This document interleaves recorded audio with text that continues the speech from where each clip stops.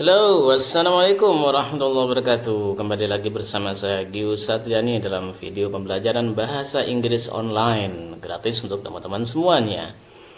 Pada video kali ini kita masih akan belajar tentang persiapan untuk mengikuti tes TOEFL ya, agar teman-teman bisa mendapatkan skor setinggi-tingginya.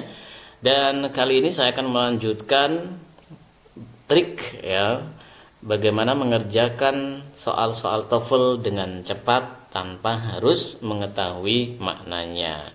Nah, sebelum kita masuk pada pembahasan, saya ingatkan kembali bagi teman-teman yang baru bergabung dengan channel ini agar tidak lupa untuk mengklik tombol subscribe dan juga nyalakan tombol lonceng agar teman-teman tidak ketinggalan update video-video bahasa Inggris yang lain yang tentunya akan sangat berguna untuk teman-teman semuanya. Oke, kita langsung masuk pada materi pembahasan. Ini dia trik mengerjakan soal TOEFL dengan cepat tanpa tahu makna bagian kedua. Right.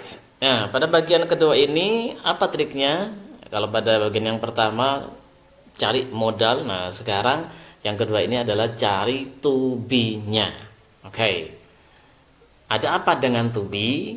Nah, teman-teman harus ingat bahwa to be itu hanya bisa diikuti oleh verb ing dan verb 3. Ya. Nah, to be itu hanya bisa diikuti oleh verb ing dan verb 3 jika yang mengikuti adalah kata kerja ya. Selain kata kerja, to be juga bisa diikuti dengan 3C atau 3 komplement, yaitu adjective, noun, dan adverb gitu ya.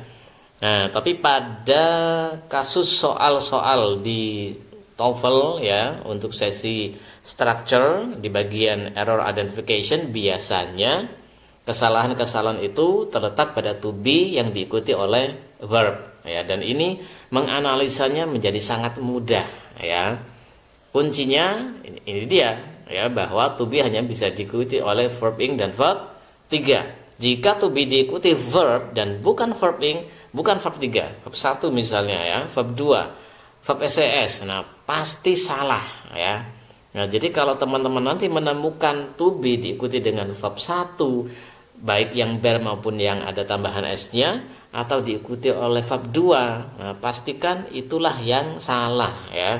Sehingga teman-teman tidak perlu memikirkan pilihan jawaban yang lain. Begitu ya. Nah, tapi jika tidak diikuti oleh verb ya, tapi dia diikuti oleh 3 komplement ini, maka tidak ada masalah. Diikuti noun misalnya, diikuti adjektif, atau diikuti oleh adverb gitu ya. Berarti kesalahan ada pada pilihan jawaban yang lain nantinya. Oke, kita langsung lihat contoh soalnya yang pertama. Nah, sekarang coba dari soal ini kita telusuri di mana letak to be atau adakah to be-nya begitu ya. Nah, pada kalimat ini kita bisa menemukan ada 2 to be ya, yaitu is. Ini yang pertama, kemudian yang kedua ada is lagi ya. Nah, jadi ada 2 is, ada 2 to be. Kita langsung lihat is yang pertama terlebih dahulu ya. Oke, is yang pertama ini diikuti oleh often. Often. Kalau yang mengikuti tidak ada garis bawah itu nggak usah dipermasalahkan ya. Jelas itu tidak ada masalah. Kita langsung lompat pada yang bergaris bawah. Nah, jadi is diikuti dengan estimate. Estimate itu kata kerja ya. Estimate itu kata kerja. Kata kerja bentuk berapa? Jelas ini nggak ada ing, nggak ada ed gitu ya. Nah, berarti ini adalah kata kerja bentuk pertama. Apakah boleh to be diikuti oleh verb 1? Tidak boleh ya. Nah, jelas di sini kita sudah menemukan salahnya di mana ya. Berarti soal nomor 1 ini yang salah adalah yang B, estimate. Karena ada to be ketemu dengan verb 1, bukan verb ing, bukan verb 3 ya. Bagaimana dengan often ini? Ya, often nggak ada masalah ya. Apalagi ini adverb. Adverb itu sama dengan kasusnya modal ya. Adverb bisa menyela antara modal dengan kata kerjanya. Ya, maka yang kita kaitkan bukan to be dengan adverbnya ya, tapi to be dengan kata kerjanya. Apabila setelah adverb ini memang ada kata kerja Begitu ya. Nah, jadi ini penyela saja ya, adverb sebagai penyela, maka kita langsung fokus pada to be dan kata kerjanya.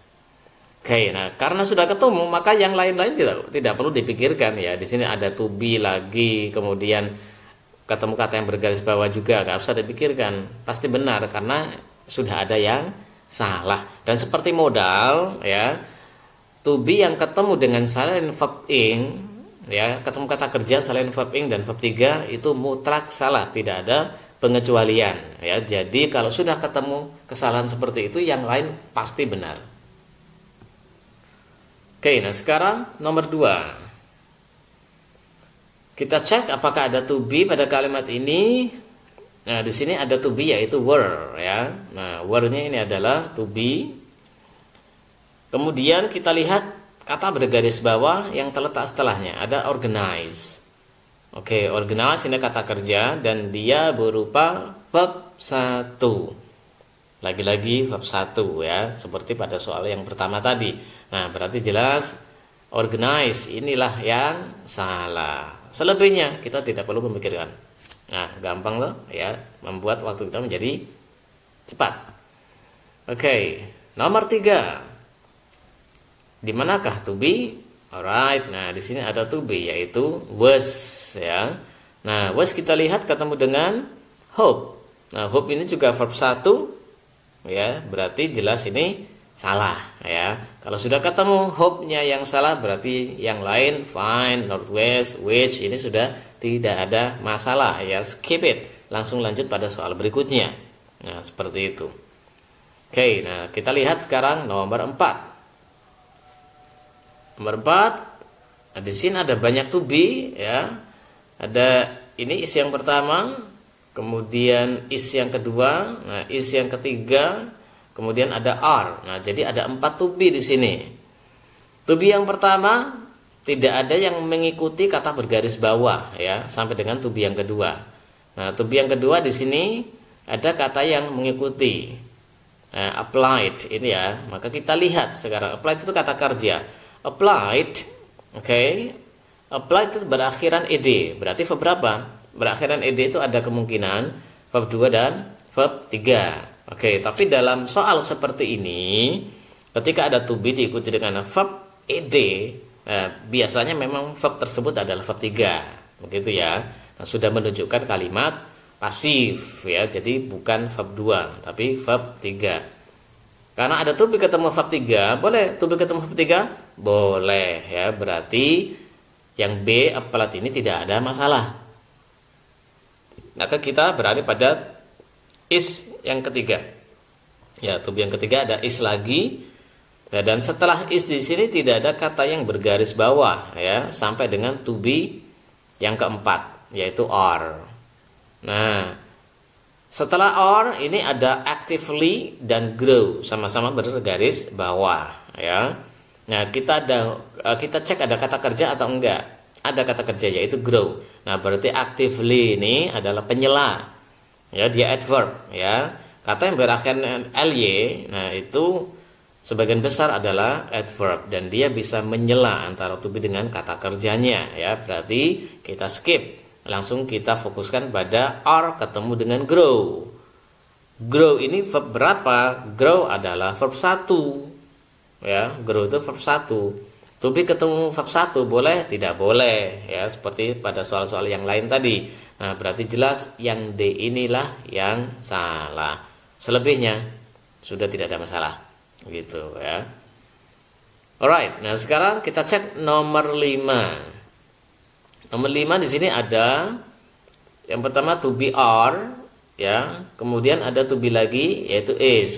Alright, nah ada are, ada is. Oke. Nah, sekarang kita cek dulu to be ya setelah are.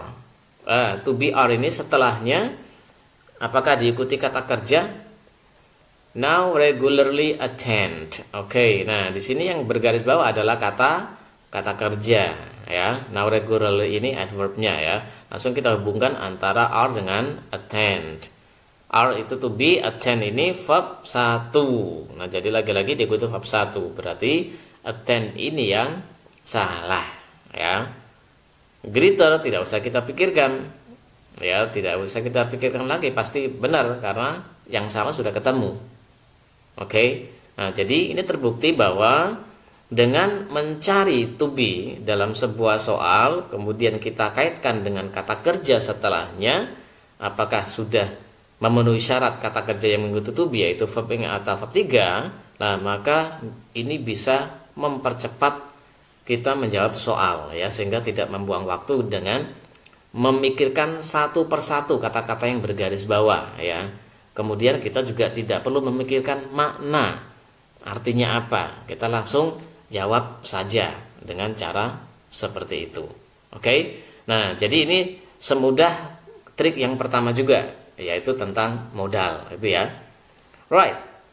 Nah, masih ada satu trik lagi, ya, yang juga bisa membuat teman-teman mengerjakan dengan cepat dan tanpa memikirkan makna. Saya akan jelaskan lagi pada video yang lain. Oke, untuk kali ini sekian. Kita ketemu lagi pada video berikutnya. Thank you.